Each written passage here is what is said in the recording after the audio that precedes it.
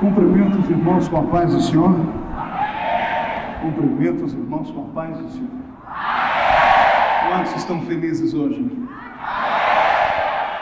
Os que estão assentados, vamos estar em pé. Jó, capítulo de número 7, versículo 4 e 5. Está escrito assim: ao deitar-me digo, quando me levantarei?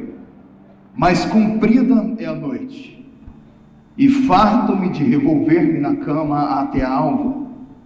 A minha carne está vestida de vermes e de crostas terrosas, e a minha pele se encrosta e de novo supura. Os meus dias são mais velozes do que a lançadeira do tecelão, e se findam sem nenhuma esperança. O quinto livro da Bíblia, livro de Deuteronômio. Abra comigo. Capítulo 34. O verso 4 do capítulo 34 do livro de Deuteronômio está escrito assim: e disse-lhe o Senhor: esta é a terra que sob juramento prometi a Abraão, a Isaque e a Jacó, dizendo: à tua descendência a darei. Eu te faço vê-la com os olhos, porém não irás para lá. E assim morreu ali Moisés, o servo do Senhor, na terra de Moabe, segundo a palavra do Senhor. E este o sepultou num vale, na terra de Moabe, de fronte de Bet-peor, e ninguém sabe até hoje o lugar da sua sepultura.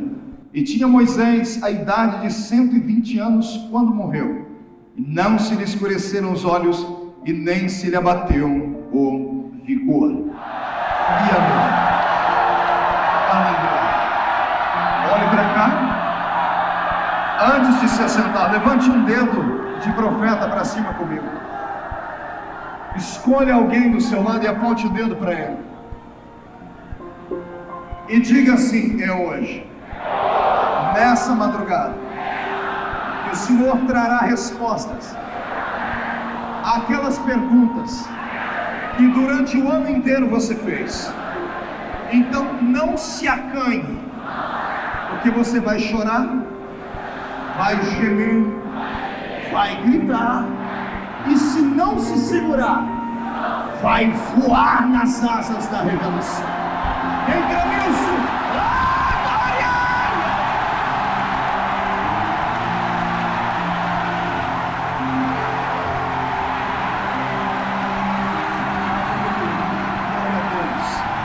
Os que podem, tomem o seu assento.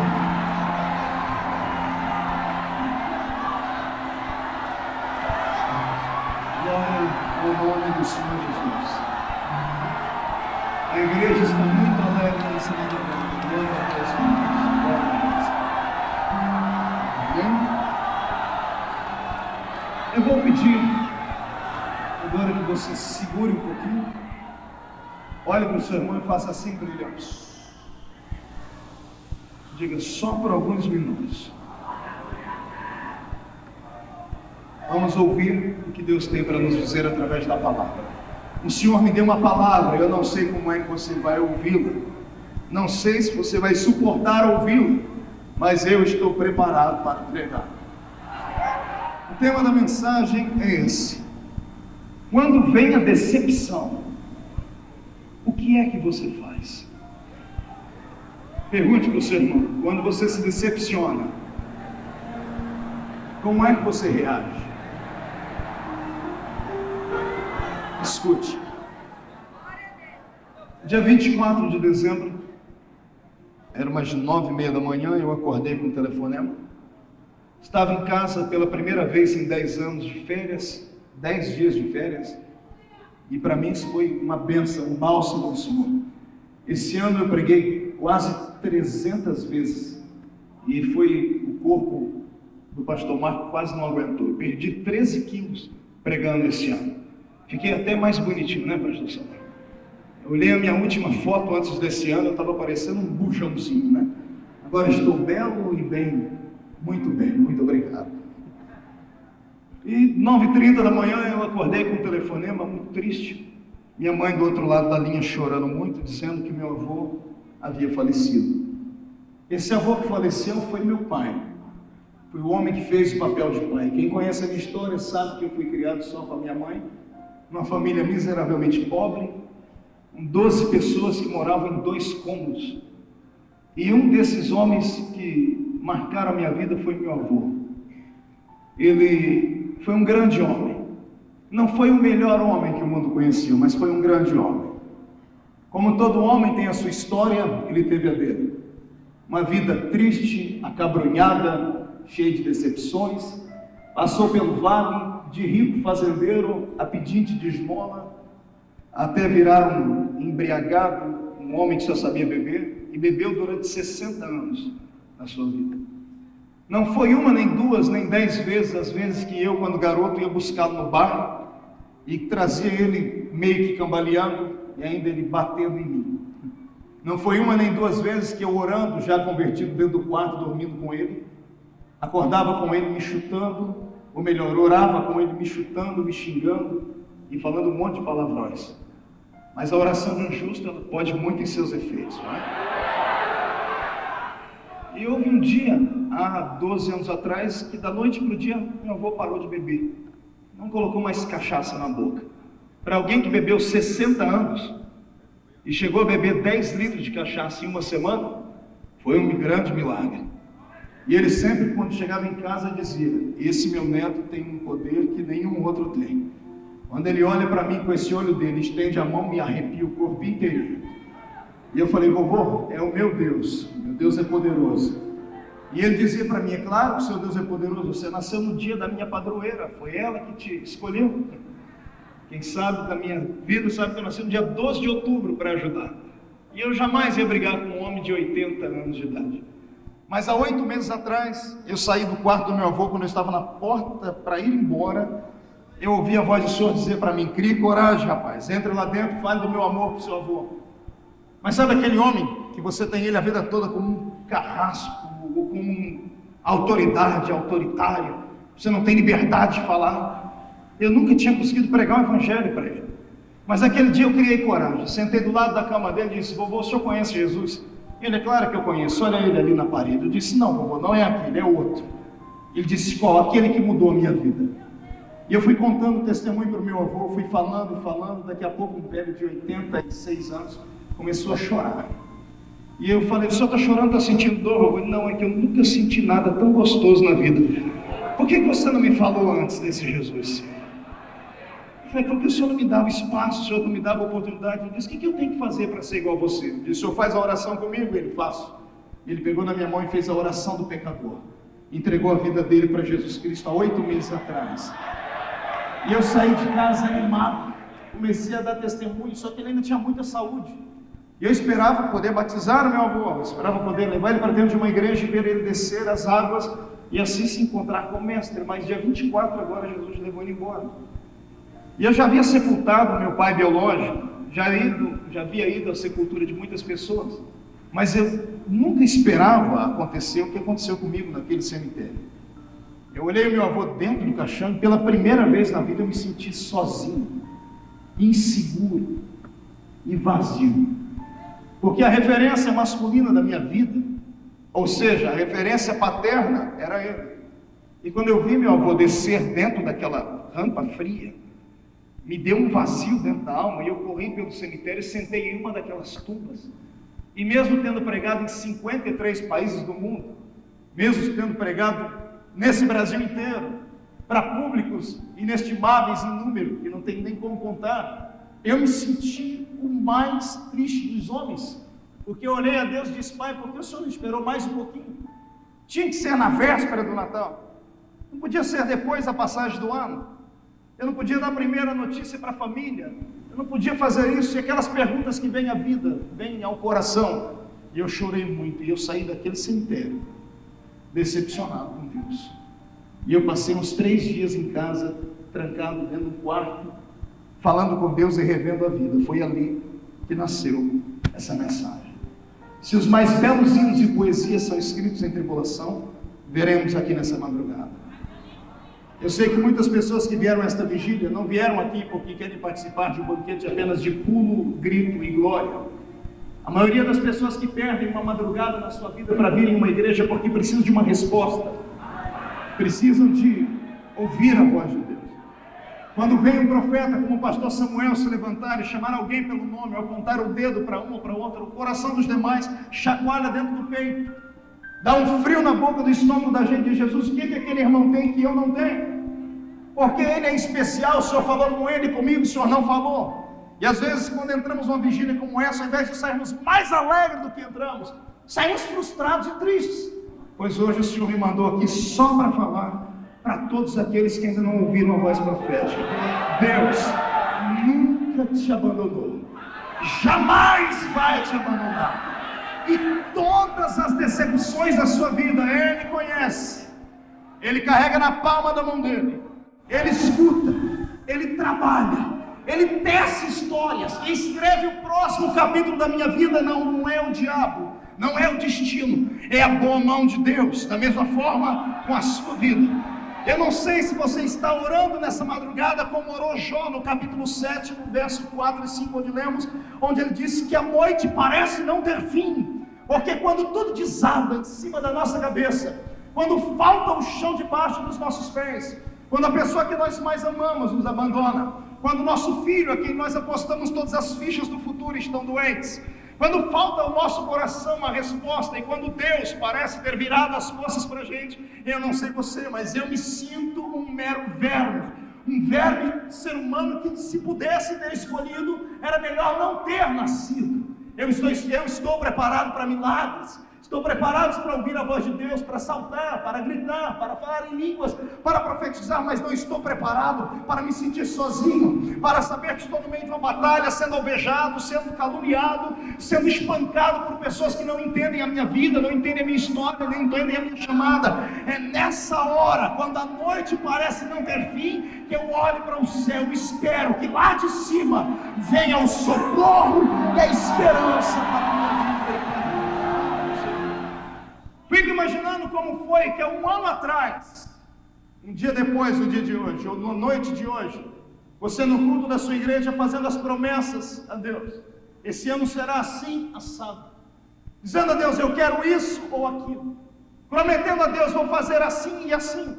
Sentando com a família, dizendo, esse ano nós vamos conquistar isso, aquilo e aquilo outro. E entrando em campanhas. E indo em igrejas que só falam de motivação. E entrando em igrejas que te colocam acima dos anjos. Pessoas que olham para você e dizem que você é melhor do que o melhor, do que o melhor que há. E ouviu promessas e palavras proféticas dizendo, este é o ano da vitória, é o ano da restituição, é o ano do resgate, é o ano disso, daquilo. E o ano está indo embora daqui a pouco. E você não recebeu nada. E toda a oferta que você deu, parece que Deus roubou para ele, só te iludiu e olhou para você e demonstrou a língua dizendo, está vendo como é que eu te engano? Parece que todos os pastores do mundo profetizaram mentira para você, e você não vê a hora de terminar aqui, porque disse a Deus, eu vou nessa vigília, é o último culto que eu vou na minha vida, porque eu estou decepcionado. Eu acho que na madrugada da passageira eu vou sacrificar Iemanjá, porque o filho do diabo que mora na minha frente, que é servo do cão, melhorou de vida, comprou um carro, comprou uma casa, tudo na vida dele foi bom, e eu como crente não recebi nada. Pois bem, Deus te trouxe aqui para ele dizer, não é para sacrificar nada a Iemanjá, porque ela não tem nada para te dar. Ele só não te deu o que você queria, porque não chegou o tempo, vai chegar. A hora que chegar ele vai lhe dar. Deus te trouxe hoje essa vigília para ver se você tem coragem de dar um grito de glória, mesmo sabendo que o coração está apertado.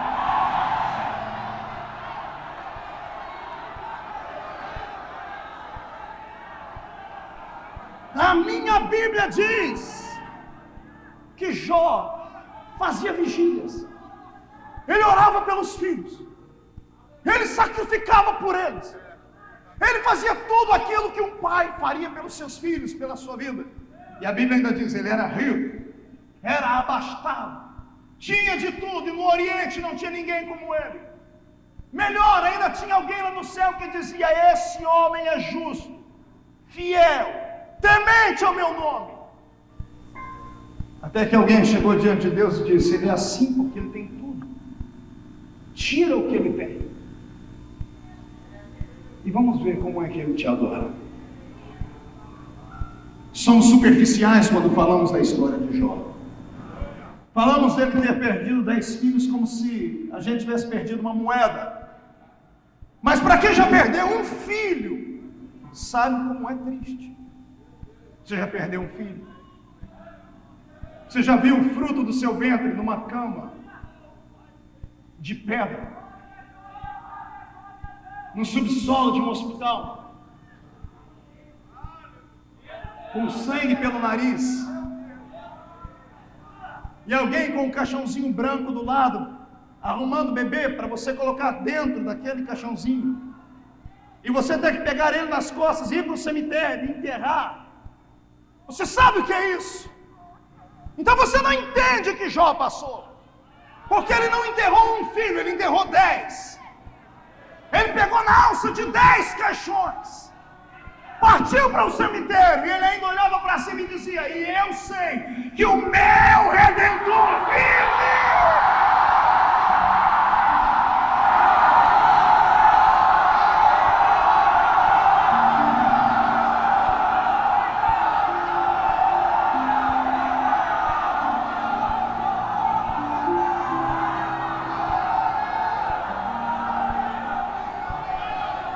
Você acha que ele não estava decepcionado? Porque depois de enterrar os 10 filhos, perder tudo que tinha, quando a mulher vai embora, quando todo mundo desaparece da vida dele, quando ele olha para a esquerda, ele olha para a direita, vê que não tem ninguém, ele, decepcionado com Deus, ele diz: eu queria que o dia que eu nasci fosse riscado do calendário. Sabe o que eu vejo lá no céu alguém fazendo? Deus com um nó na garganta, porque Deus é pai. Nenhum pai suporta ver o filho sofrer. Deus não é sádico. Deus não se alimenta das suas lágrimas de tristeza. Não pense que Deus fica encantado e faz festa quando te vê na madrugada sozinho no canto do seu quarto chorando, pedindo comida para os seus filhos, pedindo livramento porque o bandido, desgraçado, filho de Satanás que mora no mesmo bairro, ameaçou ele de morte. E a senhora está no ciclo de oração. Não pense que Deus bate palmas e os anjos cantam quando te vê você imolado, machucado, cheio de feridas no corpo. Não, Deus não. Deus sente as suas dores. Pastor, se ele sente, por que é que ele não interfere? Ele não interfere porque você está em prova. E ele só prova aquele que ele vai aprovar lá na frente. Está entendendo?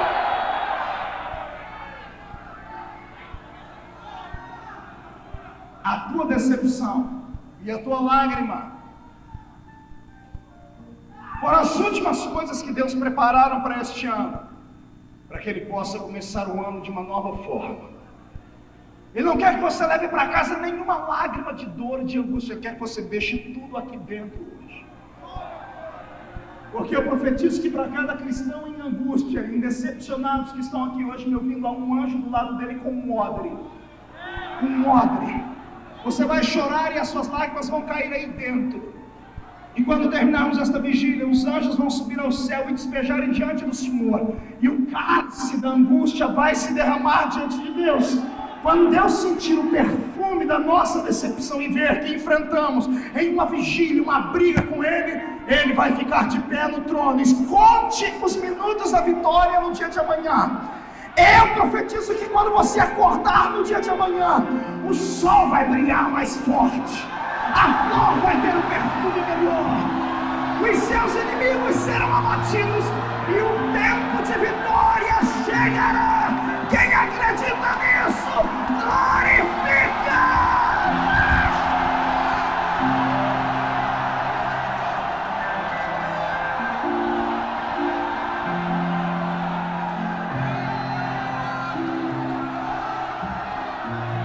Jó, quando ficou decepcionado com Deus por ter perdido tudo, ele achou um meio de conquistar Deus. Ele debochou do diabo, ele debochou da miséria, ele debochou da solidão, ele debochou por ser agora um pai sem filhos, ele debochou do inferno inteiro. Como, pastor? Dizendo que ele ainda acreditava em Deus. Deus só está esperando isso para entrar com um mistério na sua vida hoje. Deus está esperando que você deboche da doença, deboche dos seus inimigos, deboche de Satanás, deboche da carta que te deram dizendo que você está desempregado. Deus quer que você deboche daqueles que não acreditaram no seu ministério, glorificando o nome dele.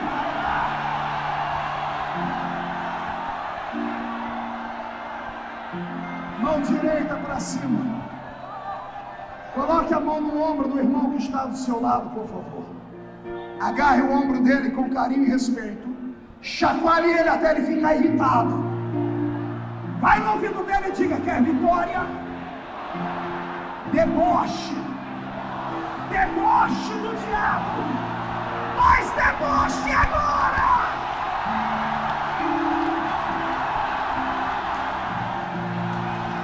Toma aí, Satanás. Cai fora, Satanás. Estamos em guerra.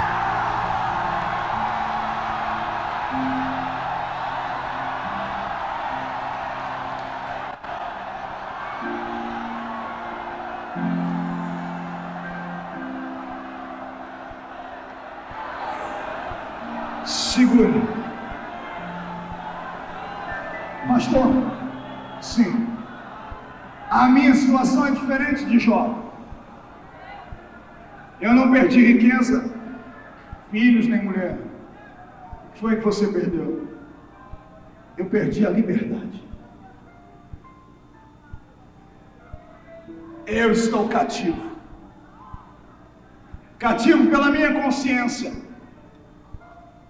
Estou cativo pela culpa. Estou cativo pelos homens que me prenderam em um lugar onde eu não queria estar. Estou abandonado. E eu não ouço a voz de Deus tem mais de 2 anos. Tem um homem na Bíblia que ficou cativo tanto tempo quanto você. José era o nome dele. 2 anos dentro de um calabouço. 2 anos dentro de onde? Pergunte para o irmão do seu lado se ele sabe o que é um calabouço. Olhe para mim, eu vou lhe dizer o que é um calabouço para você entender.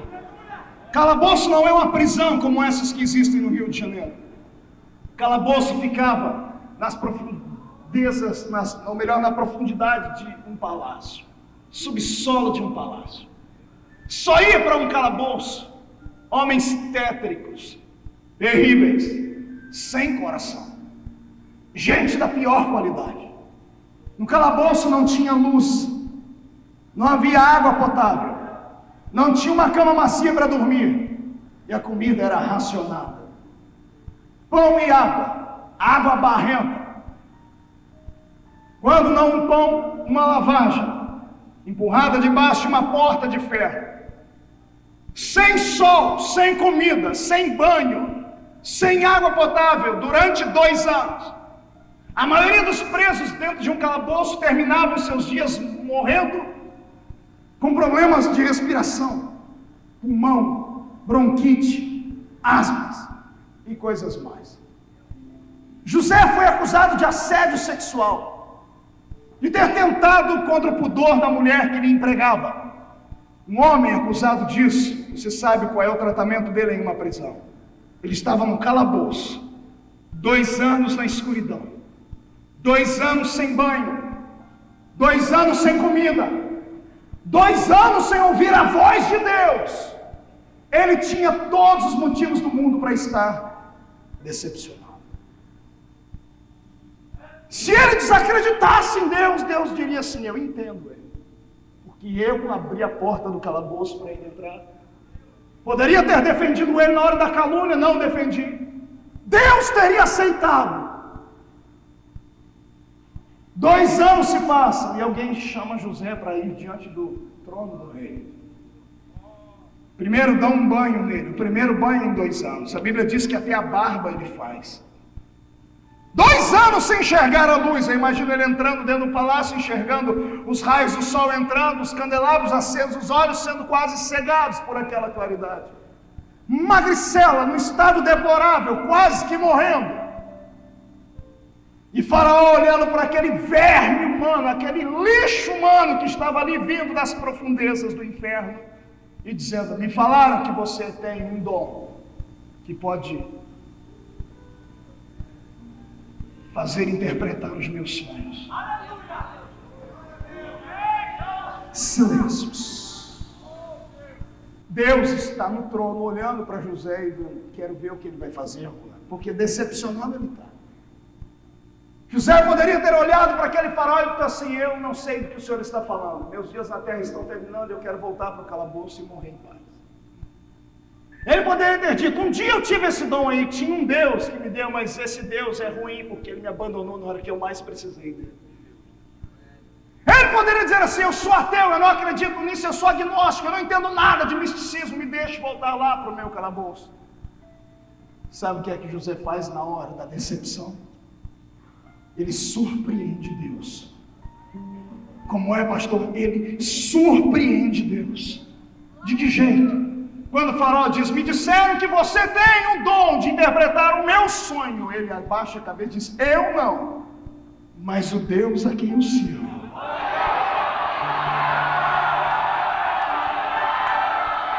O Deus a quem eu fielmente sirvo pode interpretar os teus sonhos, faraó. Lá em cima do céu, eu imagino Deus ficando de pé no trono e gritando: esse é o homem que vai governar a terra agora. 2 anos no calabouço, acordou de manhã dentro de uma prisão, vai dormir hoje numa cama macia dentro do palácio. Acordou como bandido, vai dormir como primeiro-ministro da fazenda da terra.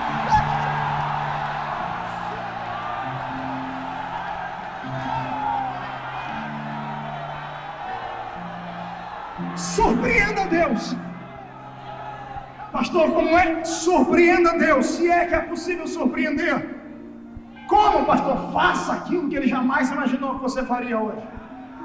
Pastor, eu estou sem saúde, faça alguma coisa para chamar a atenção dele. Sei lá, planta bananeira, grita, profetiza, diz que ama, começa a mandar beijo pro céu, chama a atenção dele, sai daqui, oferta, dizima, atrai a presença dele para a sua vida.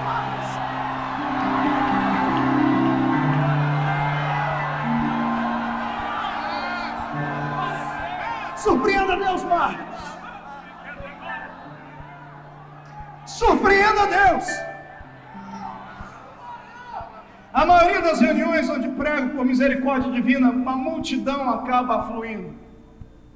E eu, sinceramente, não sei por que as pessoas vêm me ouvir, porque eu sou um pregador muito limitado. Eu sou um contador de histórias. É verdade. Quem já ouviu minhas mensagens sabe que eu não passo de um contador de histórias. Mas é o Brasil inteiro e o mundo afora onde nós vamos, uma multidão de pessoas acabam reunindo. E sempre há uma indagação na cabeça dos que estão aqui, mas os que estão aqui, a indagação é 5 vezes maior.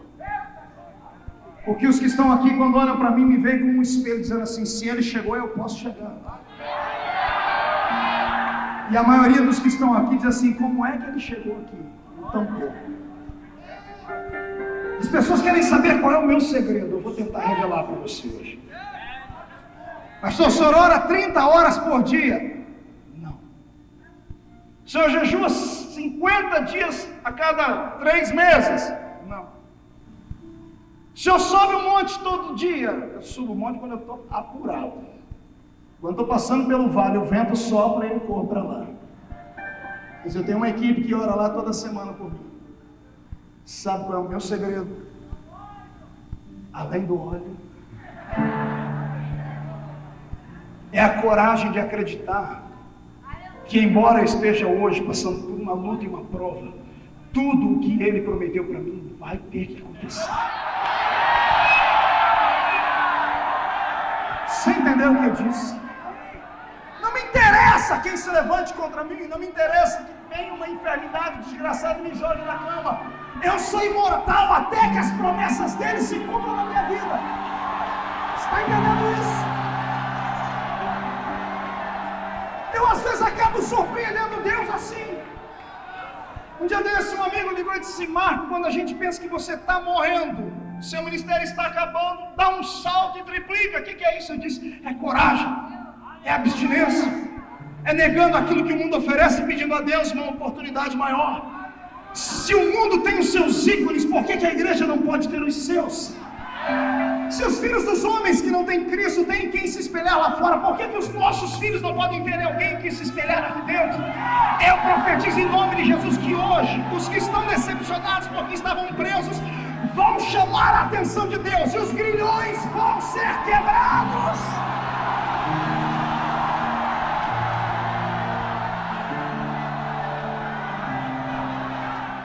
Ei, escute. Jó se decepcionou, e a cura da decepção que transformou em multiplicação sobre a vida dele foi a adoração. Debochou do diabo. José superou a decepção, saiu do calabouço, foi sentar no trono, porque ele surpreendeu Deus. Vá aprendendo as lições, uma delas vai te servir hoje. Tem uma decepção que essa é triste, essa é dura de enfrentar. É quando você faz o bem para uma pessoa e a pessoa se esquece.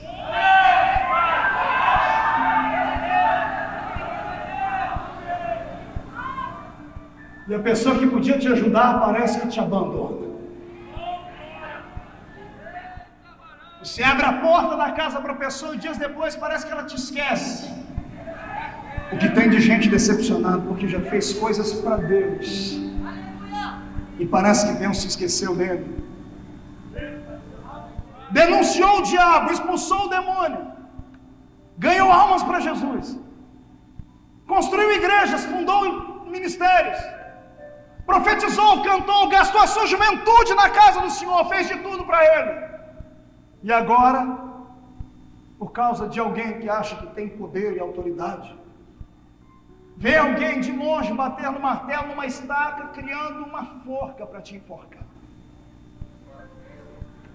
Já marcaram o dia do enforcamento. E tudo que você fez parece que as pessoas esqueceram. A minha Bíblia diz que um homem chamado Mardoqueu passou por isso. Ele fez um bem para o rei, mas o rei nunca se lembrava dele. Ele não podia ir até o rei, mas ele podia ir a alguém que estava perto do rei.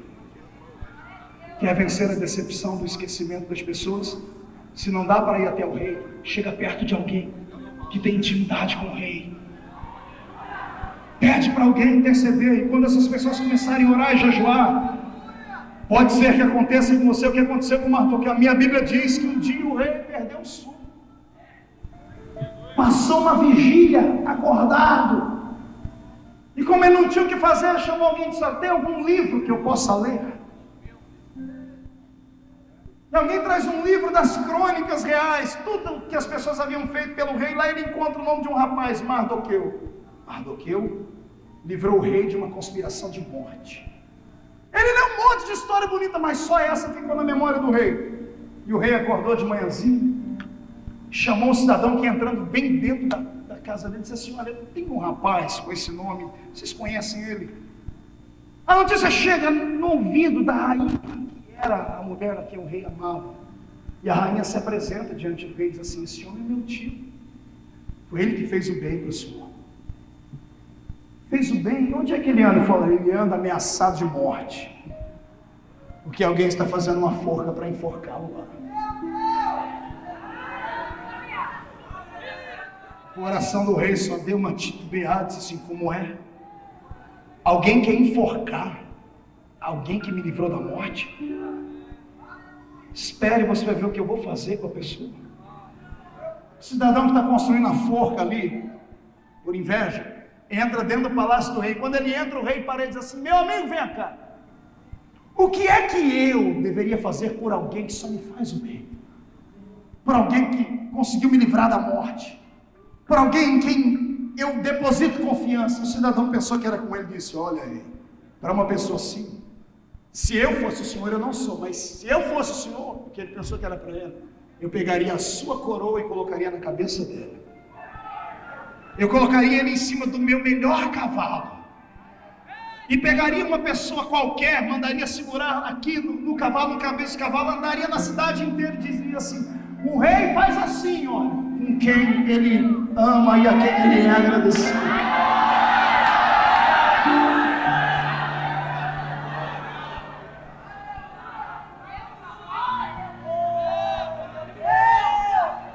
Quando o rei acaba de dizer essas palavras, o moço acaba de dizer essas palavras, o rei diz: é isso que nós vamos fazer agora.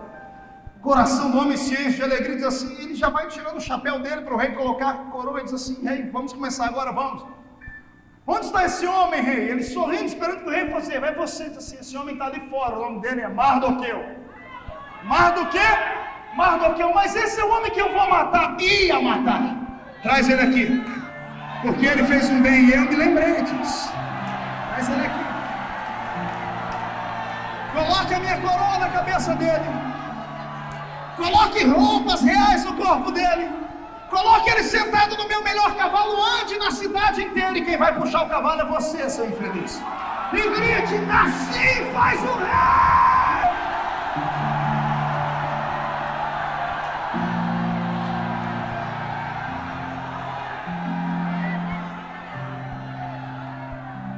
Você já estaria feliz e contente se Deus fizesse isso com seu inimigo?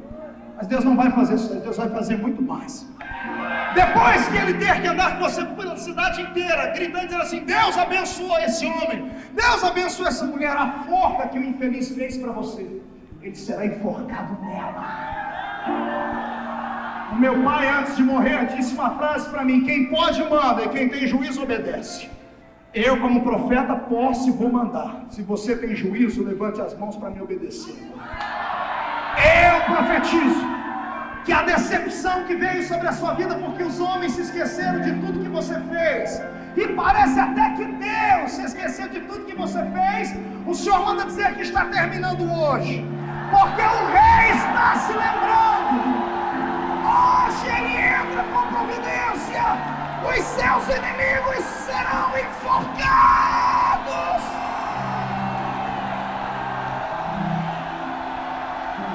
Quem está preparado para um milagre, feche as duas mãos, traga no peito e receba de presente a coroa da justiça que te põe de pé.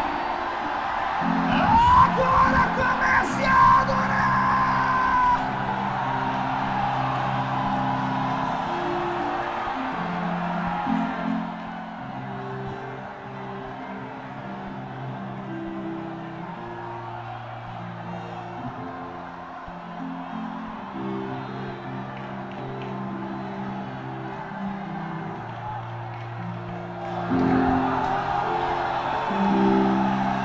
Você não me chama de louco. Promete não me chamar de louco. Quem promete não me chamar de louco? Promete? Porque eu estou ouvindo barulho de carruagens reais. Estão chegando carruagens, vão parar aí fora. O que vai ter de gente que vai sentar numa carruagem do Senhor hoje, vai voltar para casa de cabeça erguida, será exaltado pelo Rei. O tempo da alegria chegou.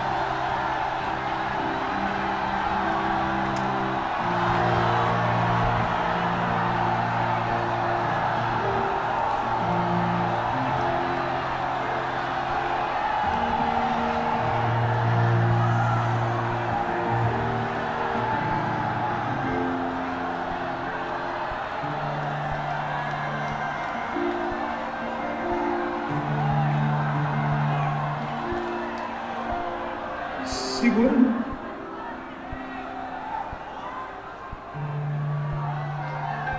Eu estou no meio da mensagem. Dá uma olhadinha para o irmão que está do seu lado e vê se ele já está pelo menos pela metade de pé. Acotovela ele, diz para ele: a decepção acaba hoje.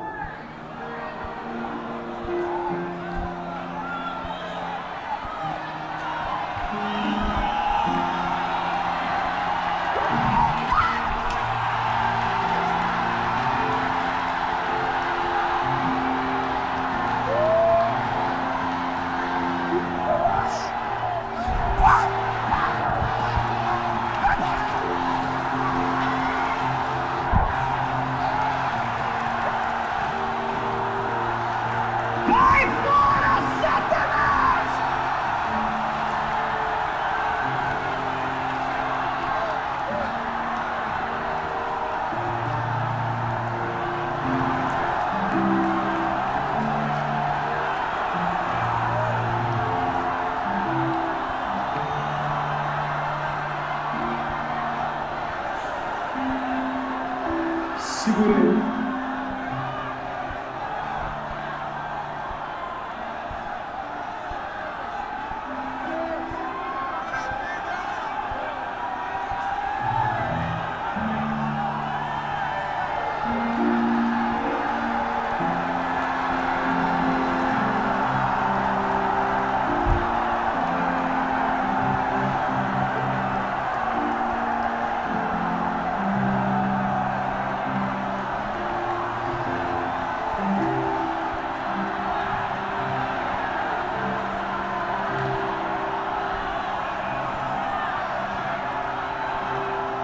Quando você está decepcionado, o que é que você faz? Jó glorificou a Deus debochando do diabo. José surpreendeu Deus. Mardoqueu procurou ajuda para quem podia. Agora eu vou lhe contar uma história que é igualzinha a sua. Imagine você nascer de uma família real, família rica, neto de rei, filho de príncipe, herdeiro de um trono.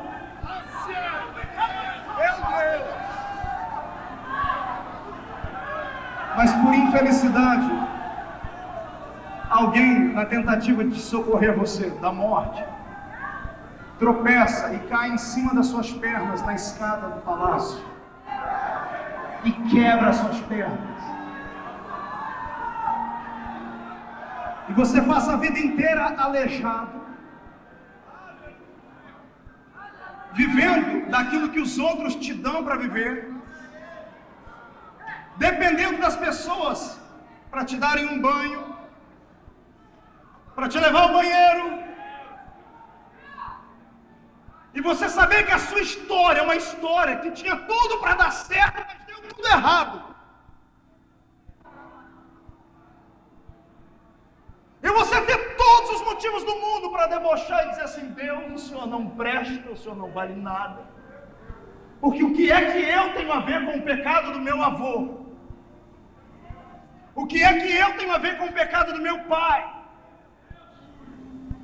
Eu quero aqui, na autoridade de Jesus, orar com essa igreja e dizer a você que é pentecostal, que crê na Bíblia, para não deixar nenhum mercantilista da fé, essas igrejolas que existem por aí, que ficam falando que você tem que ser, os demônios têm que sair da sua vida em dose homeopática. Tem que fazer uma campanha de 800.000 semanas para os demônios saírem da sua vida. Que você está herdando a doença que veio do seu pai, do seu avô, do seu tataravô, que morava, era descendente do homem de Neandertal das cavernas, que foi achado lá no Suriname. Eu quero que você quebre essas pragas em nome de Jesus e traga para a sua vida o que está escrito na Bíblia: nenhuma condenação há para os que estão em Cristo Jesus, nosso Senhor.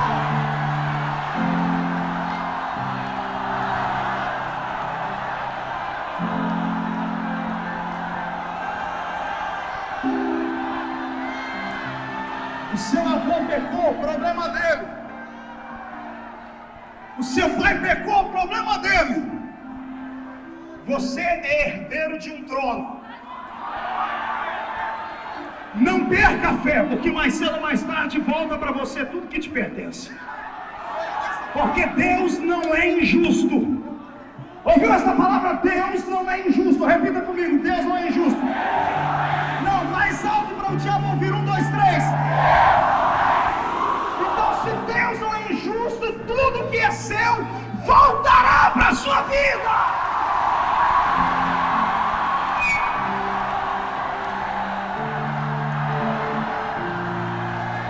Pastor, nesse caso, o que é que eu faço com a minha decepção? Coloca a decepção num canto da sua alma e aprenda a esperar pacientemente. Não dê um passo fora da vontade de Deus. Não murmure contra Ele, aguarde, espere. Se você acredita que você é descendente de rei, fique tranquilo, o cetro vai vir para sua mão. Você crê nisso?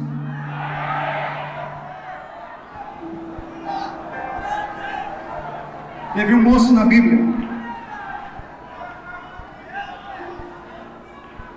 que foi um herói em Israel. Mas sabe aquele herói que Deus levanta de onde não era para levantar? Sabe aquela pessoa que não era para ser, mas Deus fez ela ser? Aquela pessoa que assusta todo mundo. Mais cedo ou mais tarde alguém tem que dar o testemunho dela, tem que escrever a biografia dela. E na hora de escrever, a pessoa fala do que Deus fez, mas antes fala tudo que a pessoa era. Tem um assim na Bíblia.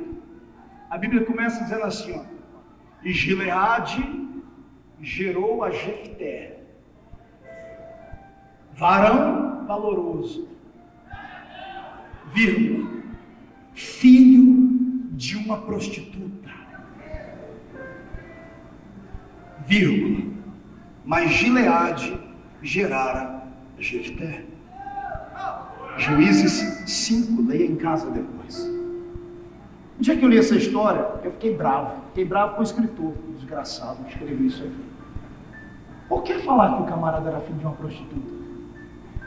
O que tem a ver colocar na história dele que ele era filho de uma prostituta? Por que não só falar de coisas boas?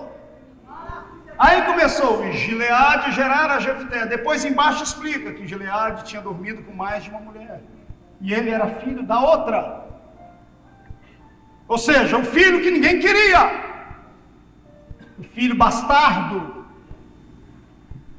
O que tem de gente aqui que não consegue conquistar nada na vida só por causa disso. Porque quando pega o seu RG é igual o meu, no nome do pai tem 2 risquinhos. A minha maior tristeza quando eu chego no aeroporto é só essa. Quando eu tenho que mostrar o meu RG. Porque lá atrás está o nome da minha mãe, Lúcia Maria Feliciano. O nome do pai, 2 risquinhos. Eu nasci na época que não era obrigado a pôr o nome do pai. Então, eu era um problema para minha família. Filho bastardo. Minha mãe era chamada de prostituta. Porque tem de gente aqui assim. Que o diabo conseguiu te vencer por causa do seu passado. E você às vezes está decepcionado com o seu passado.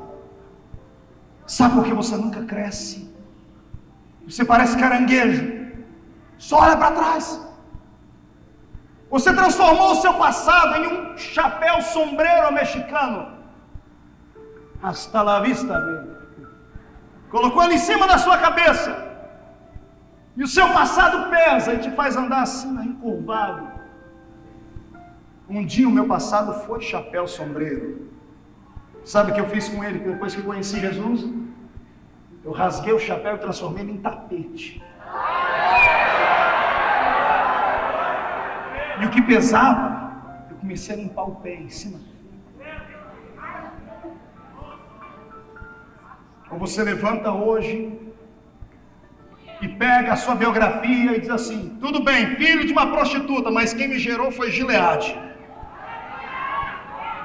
Pastor, o que tem a ver Gileade? Interpretação bíblica, hermenêutica, espiritualidade. Gileade. Quando nós precisamos de um bálsamo, de onde é que nós pedimos o bálsamo? Bálsamo de Gileade é o óleo que vem curar as feridas. Reescreva a sua história.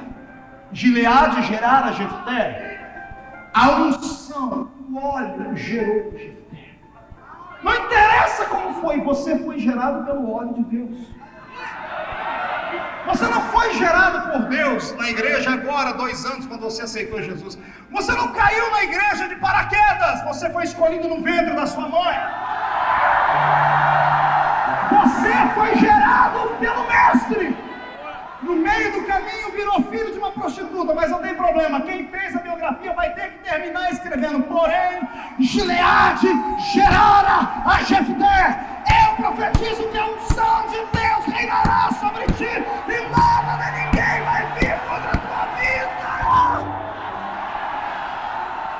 Tem gente que tem orgulho de dizer: eu fui um assassino. Conte o que Deus fez na sua vida agora. Pode até dizer: eu não prestava, mas Jesus me transformou. E pregue a palavra. Porque enquanto você não esquecer o seu passado te perseguirá. É por isso que a maioria das pessoas que foram acabam voltando, porque alimentam o seu subconsciente com aquilo que fizeram. E o diabo usa isso como uma arma psicológica contra elas, e elas nunca esquecem o que foram. Está ouvindo isso? Isso aqui é uma palavra de Deus para a sua vida. Pare de sentir orgulho de ter sido isso, de ter desfilado naquilo, de ter feito. Pare! Me mostre agora o que Deus fez na sua vida.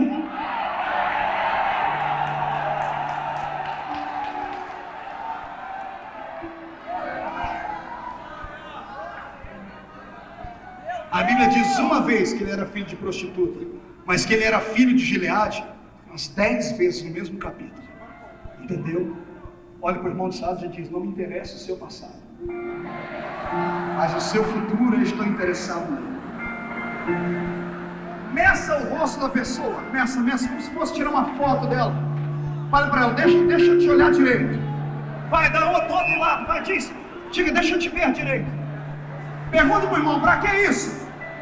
Diga: quando eu ver você no Jornal Nacional, no Jornal Globo, escrito lá, crente daquela igreja passa no supermercado, dá bom dia pro paralítico, o paralítico levantou e andou. Vai haver uma história de milagre.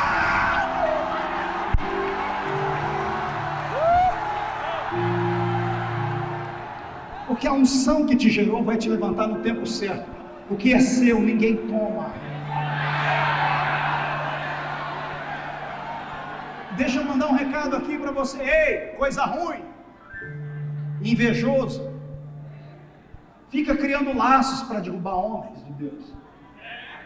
Empresta a língua para Satanás, fica falando para todo mundo as coisas que você ouve por aí. Só sabe alfinetar, invejoso. Não é assim que você vai chegar onde eu cheguei. Aliás, se continuar assim, você nunca vai chegar a lugar nenhum. Vai ser sempre repórter de Satanás. Porque o que Deus fez para mim, meu amigo, é intocável. Assim como o que Deus fez para você é intocável. Ninguém te queima. Não tem homem nessa terra que te queime. Não tem demônio no inferno que te queime. Só Deus pode lhe queimar. E a única forma que Deus vai lhe queimar é lhe encher de gozo nessa noite e fazer você sair daqui brilhando com a glória dele.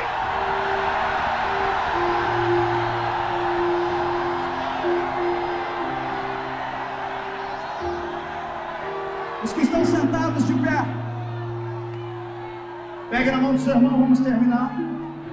Vê se ele já está pelo menos a metade dele de pé.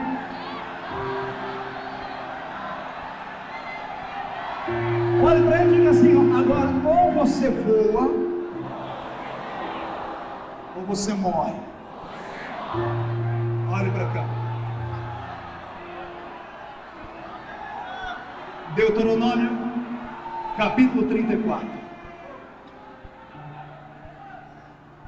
Um dos capítulos mais tristes da Bíblia. Um homem que lutou 80 anos por um sonho. E o sonho dele era nobre. O sonho dele, pastor, não era ficar rico, não era ficar milionário nem ser famoso. O sonho dele era ver a nação dele livre. Sonho nobre. Poucos homens sonharam com isso. Jesus, José, Tiradentes, George Washington, Che Guevara.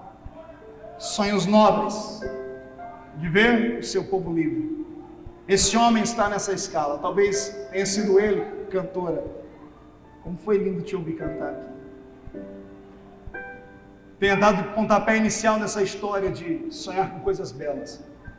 Ele sonhava em ver o povo dele livre. E ele lutou 80 anos por isso. Quantos anos? 80. Pergunta para o seu irmão há quanto tempo ele está lutando pelo sonho dele. E diz, já desanimou?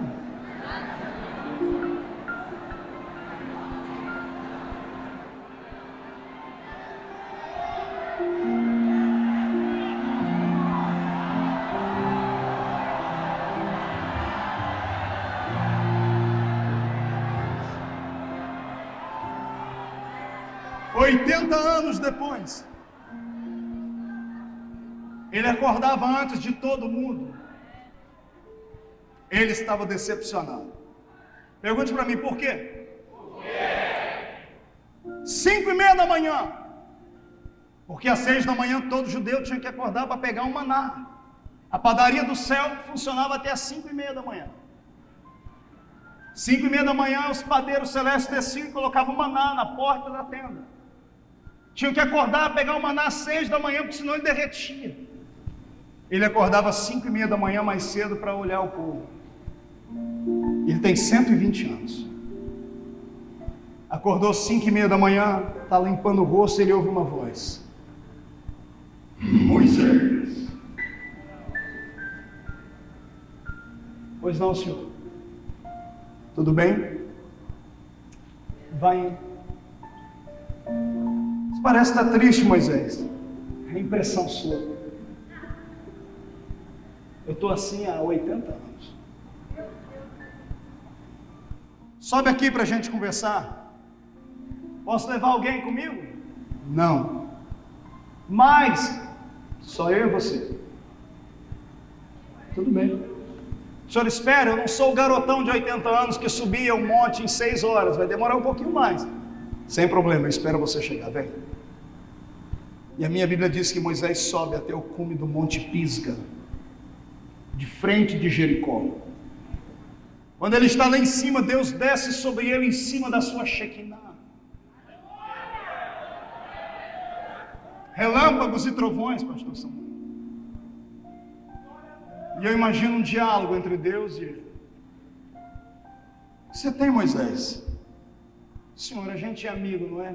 Não tive nenhum amigo como você. Está escrito na Bíblia isso. Na lápide de Moisés foi escrito: e não houve homem como Moisés, com quem Deus falasse face a face, como quem fala a um amigo. E amigo tem liberdade. Senhor, estou desanimado, decepcionado. Por quê, filho? Porque eu falei para todo mundo que eles iam entrar na terra. Faz 80 anos que eu luto pela terra e nunca chego lá. Eu errei o caminho. Eram 40 dias a pé. Virou 40 anos. Faz 80 anos que eu estou nessa peleja. 40 só nesse deserto. Pai, eu vou morrer e não vou ver a terra. E Deus olha para ele e diz: tem uma surpresa para você hoje. Que surpresa? Levanta os olhos e olhe para frente. O que é que você vê? Eu imagino. Só nuvens daqui de cima, pai. Ô Moisés, desculpa. Deixa eu tirar as nuvens daí.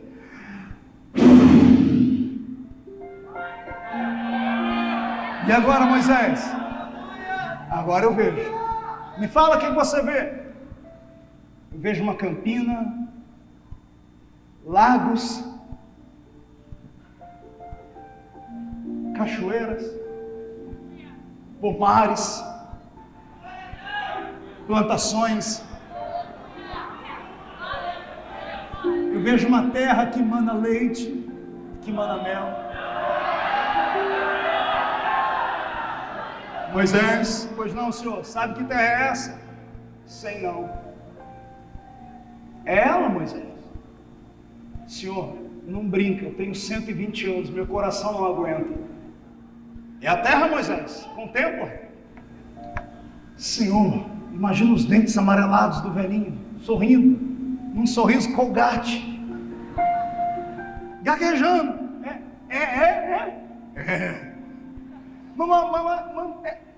É ela, Moisés. Eu prometi a Abraão, Isaac e Jacó, é a terra. Senhor, me dá licença, posso descer, eu vou preparar o povo. Calma, Moisés, para que a pressa? Eu tenho que preparar o povo para entrar na terra. Moisés, calma. Você está andando 40 anos, mais um dia não faz diferença. Conta para mim, o que você vai fazer quando entrar lá? Senhor, como não tem ninguém me vendo, eu acho que eu mereço escolher um pedacinho bom da terra. Eu quero escolher aquela campina, fazer uma casa, uma cadeira de balanço. Vou passar o resto dos meus dias pescando naquele rio, vendo os meus netos, os meus filhos crescerem na terra e curtindo, Senhor, aquilo que os velhinhos curtem no fim da idade. O que, Moisés? Artrite, artrose, osteoporose, reumatismo, cataratas. Posso descer, Senhor? Não, Moisés. Por que não, Senhor? Moisés, abre os braços. Pronto, fecha os olhos. Eu tenho uma surpresa para ti. O que é, Senhor? O que o Senhor vai fazer? Moisés! Sim, Senhor. A mão de Deus sai de cima da nuvem. O dedo dele. Deus aponta para o coração do velho. Moisés, morre.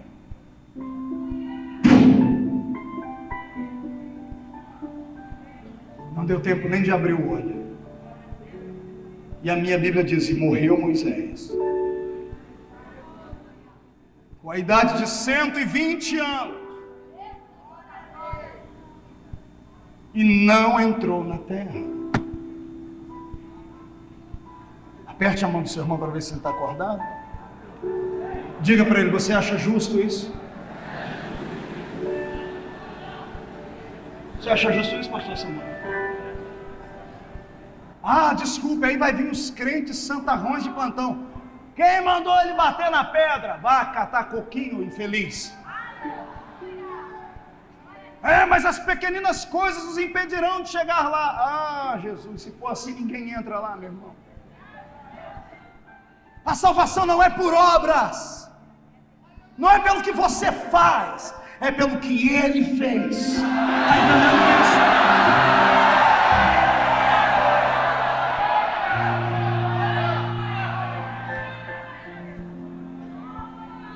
Moisés morreu decepcionado, porque ele lutou a vida inteira para entrar na terra. Se alguém merecia entrar naquela terra, era ele. Quem concorda comigo diz amém. Amém. Mas ele não entrou. E aí? Você vai jogar pedra em Deus? Vai falar que Deus é injusto? Você está preparado para Deus não te dar aquilo que você quer?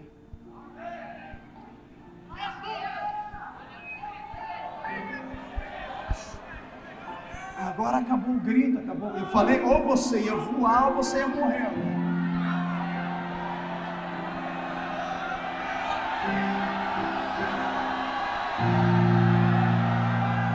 Ei! Não precisa ser hipócrita, nem falso, porque eu também acho que está errado. E por isso eu briguei com Deus. Alguém tem que brigar com Ele, às vezes, para Ele revelar algumas coisas para a gente. E eu briguei com Deus, pastor Samuel. Eu falei: Deus, por que Moisés não entrou lá? Não vem com a história da pedra que eu não engulo aquilo. Por que ele não entrou lá, Senhor? O Senhor disse: ele não entrou lá porque aquele era o sonho dele. O homem sonha, mas tem que me dar o direito de sonhar também. O meu sonho, me disse o Senhor, é maior e melhor do que o do homem. Eu falei: eu não entendi. O Senhor disse: Moisés queria entrar onde? Eu disse: na terra prometida daqui da terra. O Senhor disse: eu queria que ele entrasse na terra prometida aqui do céu.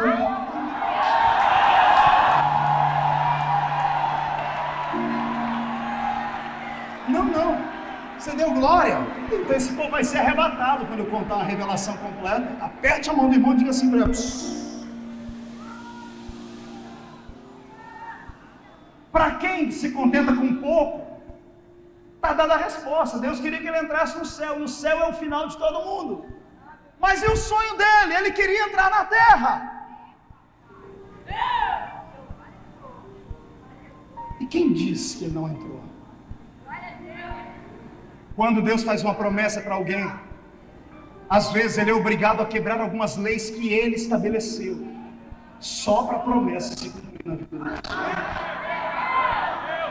Hebreus 9, 27. Quem lembra o que está escrito lá?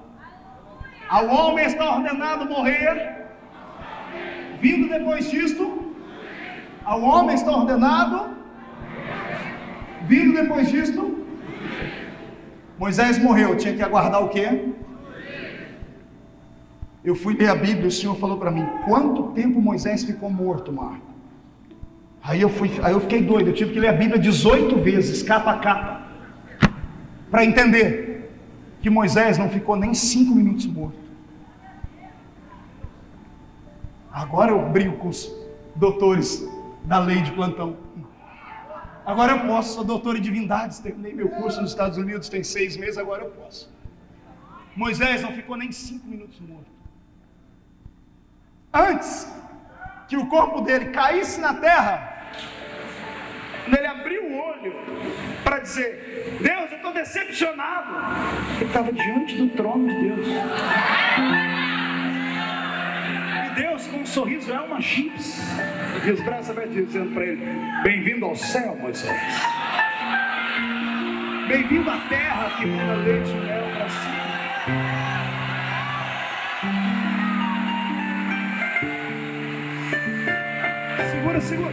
Segura, porque os teólogos agora os neurônios estão entrando em conflito, está fundindo a mente de muita gente. Está saindo fumacinha agora. Pastor, mas está escrito que o Senhor sepultou Moisés. É aí que está. A palavra sepultar tem vários significados, e um deles é esse: esconder. Porque Satanás, lá no livro de Judas, está discutindo com Miguel: cadê o corpo de Moisés? Onde é que está o corpo dele? Porque eu já mandei os meus demônios arqueológicos, cavaram aquele morro inteirinho, não achamos a ossada, nenhum pedaço de pele, não há indícios do DNA de Moisés. Cadê ele? Simples. Deus matou Moisés aqui, transformou o corpo dele num corpo glorificado e sepultou Moisés no céu. Escondeu Moisés no céu. Quando Moisés está de frente do Senhor, o Senhor diz: Moisés, aqui é a sua morada eterna. Aqui você não vai ter que curtir artrose, osteoporose, artrite, nada disso. Aqui o seu corpo é como o corpo dos anjos. Você está glorificado. Senhor, sim, Moisés, mas eu queria ver a terra. Você já vai para lá, mas primeiro vai conhecer o céu. Moisés sai conhecendo o céu. A Bíblia diz que um dia para o Senhor é como 1000 anos para o Senhor é como 3000 anos depois, 3 dias depois, 3 dias no céu. Moisés conheceu o céu inteirinho.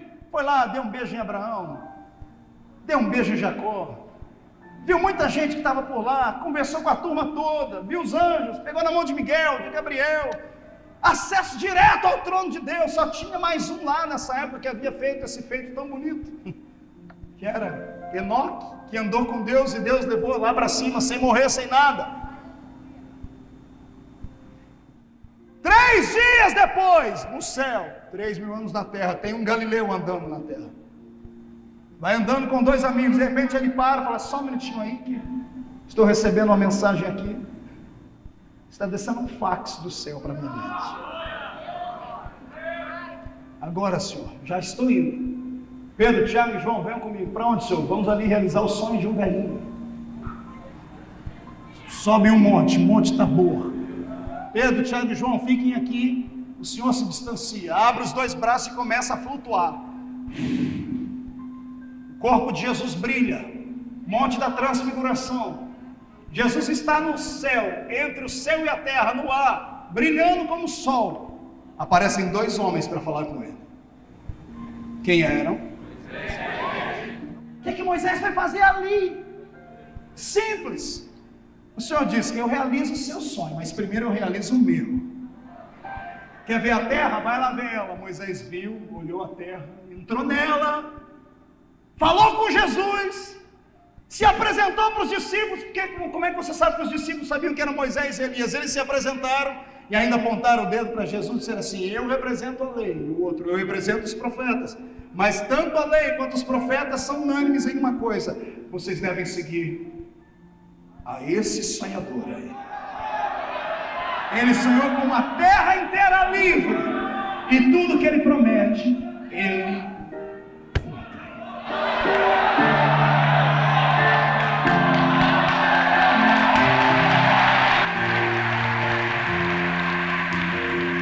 não pegue na mão de ninguém mais, pegue na mão do braço. É a hora do milagre.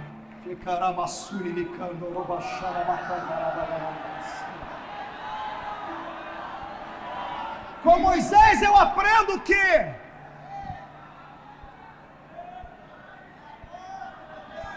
a decepção dele era porque o sonho dele não tinha acontecido como ele queria. Você deve entender que o seu sonho não vai acontecer como você quer, mas como ele quer.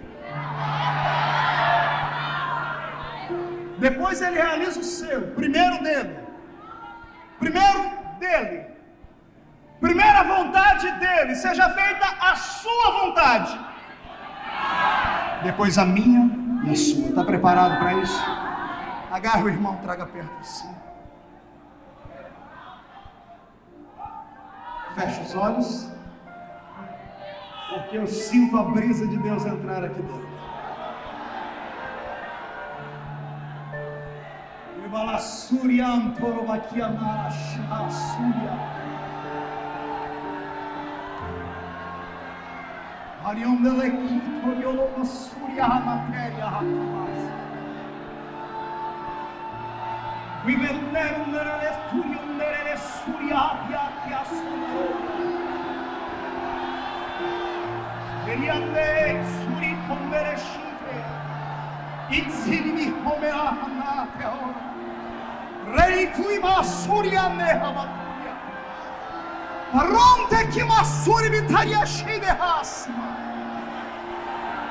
Ah, meu Senhor! Quem ora aqui agora, pastor Marco Feliciano, tu me conheces, tu sabes o meu endereço, e tu conheces a minha vida, Senhor. Eu não saí de casa para vir aqui apresentar um show. Eu vim aqui falar para os seus filhos o que fazer quando estiverem decepcionados. E eu estou ouvindo, Pai, o ruir das muralhas que caem pelo chão hoje.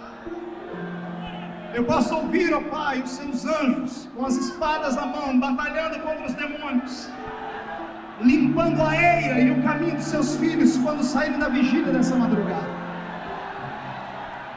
Pessoas aqui receberão uma unção tão grande, Pai, ao retornarem pelo caminho de casa, que não haverá demônio que ficará de pé diante deles. Não tem Zé Pilintra, Zé Pilantra, Exu Caveira, Tranca-Rua, Preto Velho, Nega Velha, que vai parar diante deles. Eu profetizo que o tempo da prova termina nessa madrugada. O choro dura uma noite, mas a alegria vem pela manhã.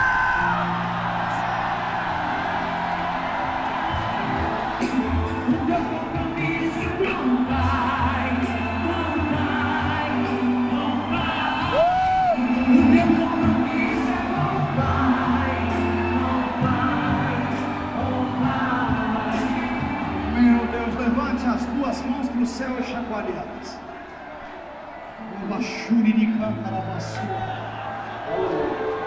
Vire para o seu irmão, vire para o seu irmão, vire para ele. Vire para o seu irmão, chacoalhe a mão sobre ele. Diga para ele: quando eu tocar em você, eu profetizo que as suas decepções vão terminar, porque esta foi a vigília da vitória. 2006 será melhor. Crê? Senhor, coloca fogo nessas mãos agora. Brasas de fogo nessas mãos agora. Abraça o seu irmão aí. Você que está assistindo esse programa em casa, é isso que Deus tem para a sua vida. Isso é avivamento. Creia, as suas decepções podem ser transformadas em verdade e alegria. Foi o que Deus preparou para a sua história, para a minha história.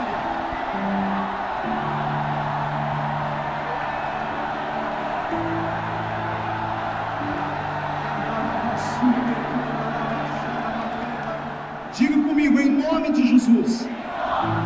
Todos os demônios que em 2005 me deixaram amargurados e decepcionados, eu ordeno para a palma da minha mão agora. Fecha.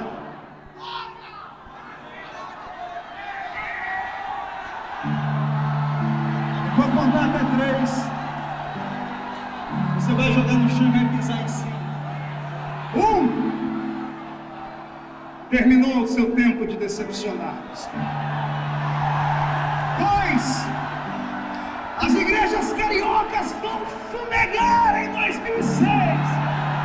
2,5. Satanás está derrotado. 3. Jogue no chão. Mas em cima.